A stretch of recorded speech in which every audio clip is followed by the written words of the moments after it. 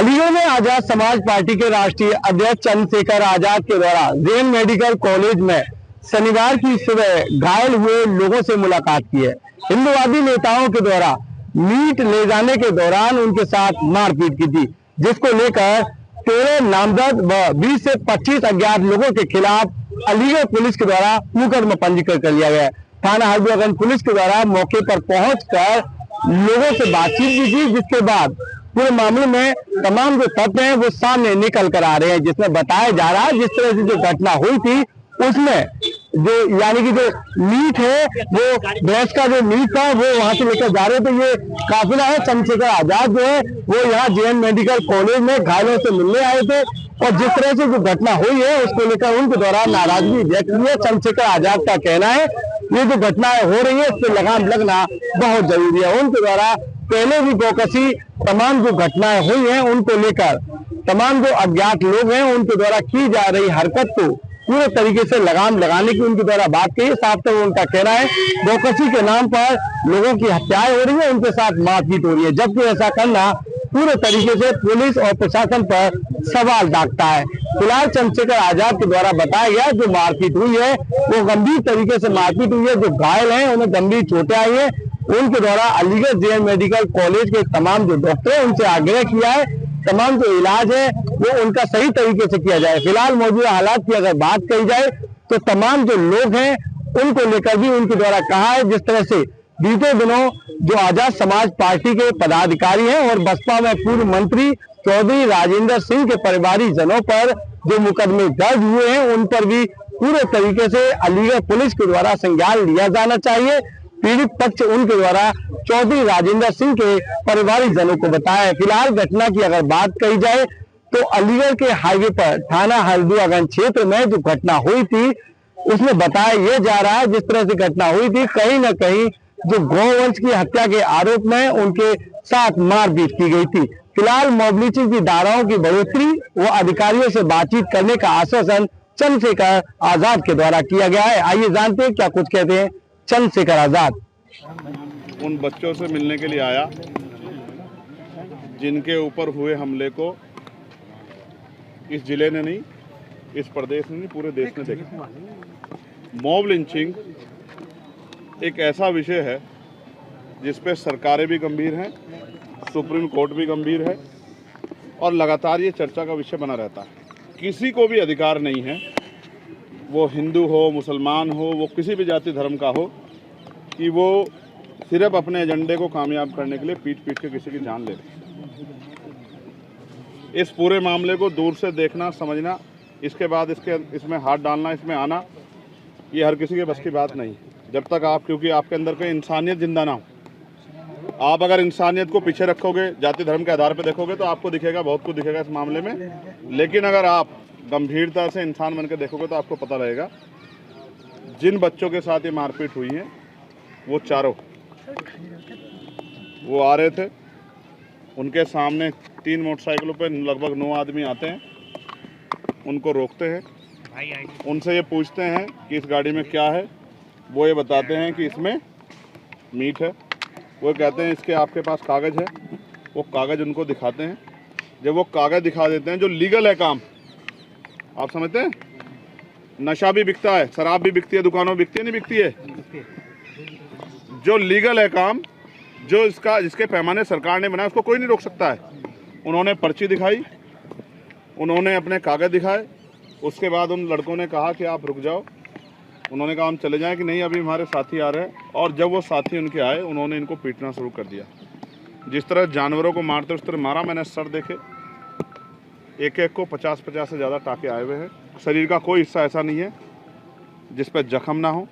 कानों से आवाज़ नहीं आ रही है, सर में ब्लड जम गया है, ब्लीडिंग हुई है, माइंड में हड्डियाँ टूटी हैं, एक्सरे इस बात का गवाह है। ये सब चीज़ें होने के बाद अपनी जान बचाने के लिए अगर कोई आदमी अपराध करता है तो अपनी जान बचाने के लिए कोई तो रास्ता इख्तियार करता है। भाई पुलिस जांच करे, दूध का दूध, पानी का पानी करे। जांच नहीं की, कुछ नहीं की। आनन फानन में जिन्होंने ये घटना की, ये मर ना जाए इसलिए मुकदमे लिख दिए और बाद में इनके खिलाफ भी क्रॉस FIR कर दी। वो पेशेंटों को पुलिस ही लेके आई, उनको यहाँ पीड़ितों को, उनका नाम भी जान सब। फिर अज्ञात में एफआईआर इसलिए की क्योंकि यहाँ के नेताओं का दबाव है कि इस मामले में क्रॉस एफआईआर करो जिससे इसमें फैसला हो जाए। वो इस हालत में नहीं है कि वो उनको डिस्चार्ज किया जाए, लेकिन कई जानकारी ऐसी मिलती है कि उस तरह का सहयोग डॉक्टरों का नहीं मिल रहा जो मिलना चाहिए। मैं यहाँ के डॉक्टरों से हाथ जोड़ के आग्रह करता हूँ उनकी जान बचाओ। क्या हुआ है, वो क्या कर रहे थे, कहाँ से आए थे, कैसे आए थे, इसका सबसे बड़ा उदाहरण तो यही होगा ना कि वही अपने मुँह से सारी बात बता दे, वही कोर्ट में खड़े होकर बताएं, वही पुलिस को बताएं, वही जज साहब के सामने अपनी बात रखें। तो उनकी जान की सुरक्षा करना अभी बहुत ज़रूरी है। मैं यहाँ और मैं बहुत जिम्मेदारी से कह रहा हूँ, उन्होंने मुझे बताया कि वो पैसे लेते हैं, टैक्स मांगते हैं इस नाम का, अवैध वसूली करते हैं। अभी 2 हफ्ते पहले उन्होंने 2,80,000 रुपये लिए थे। हालांकि बहुत छोटी बात है, मैं इन पर जाना नहीं चाहता, लेकिन मैं इसलिए आपको बता रहा हूँ कि कहीं ना कहीं मॉब लिंचिंग से किसी न किसी की जान जा रही है। और दलितों, आदिवासियों और मुसलमानों पर इसका कहर, पिछड़ों पर इसका कहर बहुत बड़े पैमाने पर ढाया जा रहा है। मैं इंसान होने के नाते इस बात को कहता हूँ कि हमें हर उस व्यक्ति की मदद करनी चाहिए जिसके साथ अन्याय हुआ है। मुझे, मीडिया को, हम सब लोगों, आप नहीं देख रहे पत्रकारों के साथ क्या मॉब लिंचिंग नहीं हो रही है? कोई पत्रकार अगर किसी नेता खिलाफ सही न्यूज़ चला दे रहा है तो उस पत्रकार की मॉब लिंचिंग हो जा रही है। ये आज सवाल लोकतांत्रिक व्यवस्था पे, हमारे संवैधानिक मूल्यों पर है। इसलिए मुझे और आपको जोर शोर से आवाज़ उठानी चाहिए कि उन बच्चों को अच्छा इलाज मिले, वो स्वस्थ हो जाए और फिर उनको न्याय मिले, और उनके खिलाफ जो झूठी एफआईआर की गई है उसको रद्द किया जाए। अभी कैसे इंसाफ दिलाएंगे, कैसे लड़ाई लड़ेंगे इनकी? अभी एक बहुत इंपॉर्टेंट पॉइंट ये है, पार्लियामेंट में कानून बना है, सुप्रीम कोर्ट ने संज्ञान लिया है, और एक धारा है 117 की 4 बीएनएस की, वो धारा मॉब लिंचिंग में लगती है। सुप्रीम कोर्ट का ऑर्डर है, सुप्रीम कोर्ट का आदेश है, वो धारा इसमें नहीं लगी। इसलिए मेरी पुलिस से मांग है, हो सकता है उस समय की परिस्थितियों के हिसाब से ना लगी, लेकिन अब इसमें 117(4) को बढ़ाया जाए और इन्वेस्टिगेशन करके वीडियो के आधार पर जो भी आरोपी हैं उनको गिरफ्तार किया जाए और उनको जेल भेजा जाए, और उनको सख्त से सख्त सज़ा दिलाने में पुलिस प्रशासन एविडेंस इकट्ठा करके अपना रोल अदा करे। अब रही बात हमारी, आज मैं यहाँ उनके बीच में, यहाँ इनकी तकलीफ़ों को जान रहा हूँ।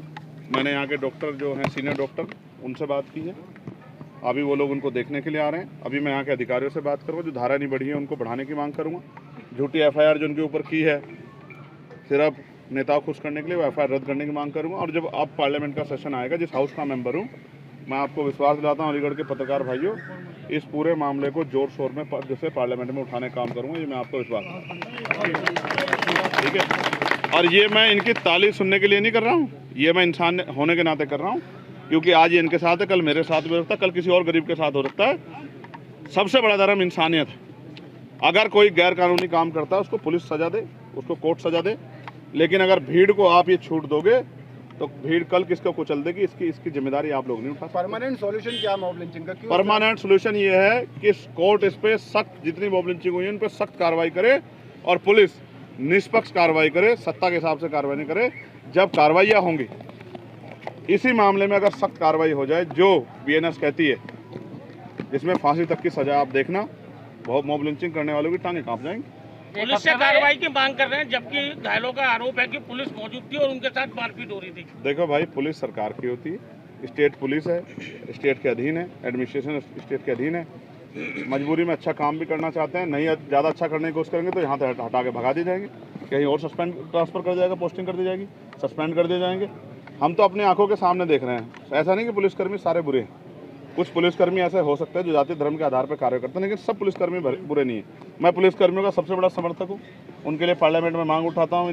ये थे आजाद समाज पार्टी के राष्ट्रीय अध्यक्ष चंद्रशेखर आजाद, जिनके द्वारा साफ तौर पर कहा गया है मौजूदा सरकार में कहीं न कहीं पुलिस की विफलता और सरकार की अनदेखी के कारण इस तरह की घटनाएं हो रही हैं।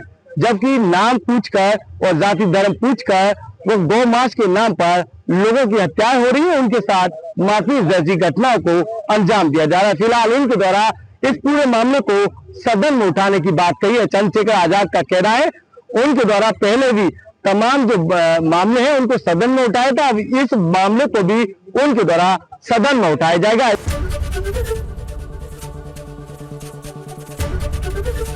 एबीपी गंगा, खबर आपकी, जुबान आपकी।